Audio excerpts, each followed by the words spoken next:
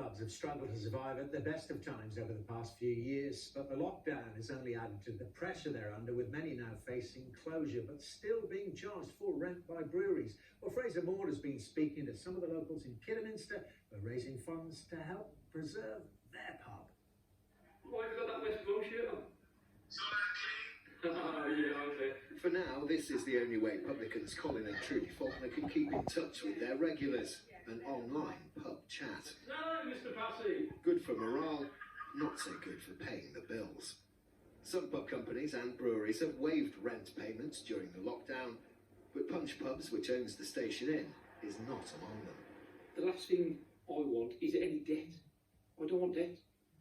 This business and this trade is hard enough as it is, and I do not want to be reopening with a little pot of debt that I've got to try and pay off. A statement from Punch Pubs says these are clearly difficult circumstances for everyone connected with the pub industry, and at Punch we're fully committed to working in partnership with Colin to get through this very challenging time together. It goes on to say we continue to defer the collection of rent, insurance, fixtures and fittings rental and licensing fees for all of our pubs until further notice, and remain committed to working with each of our publicans on an individual basis.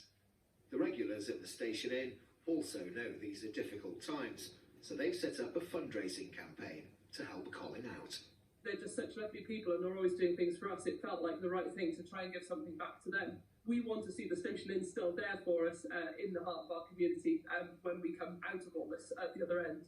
Over the road lives Scott, another regular. He told me why the pub is so important.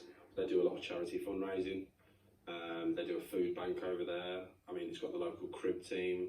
You get the lads from the rugby in there, the lads from the football in there. It just brings everybody together as one unit, really. With many pubs already struggling before their enforced closures, these are worrying times for the industry. It's caused us a devastation. Many pubs and bars have been operating on very low margins. 19 on average pubs a week shut before this pandemic, and effectively everybody's suddenly lost all of their income. So yeah, it's been an absolute disaster for pubs particularly. Not all pubs are lucky enough to have a community which is prepared to help them out. Team Google. Those that aren't fear that they may have already called last orders for the last time. Fraser Moore, Sky News, Kidderminster.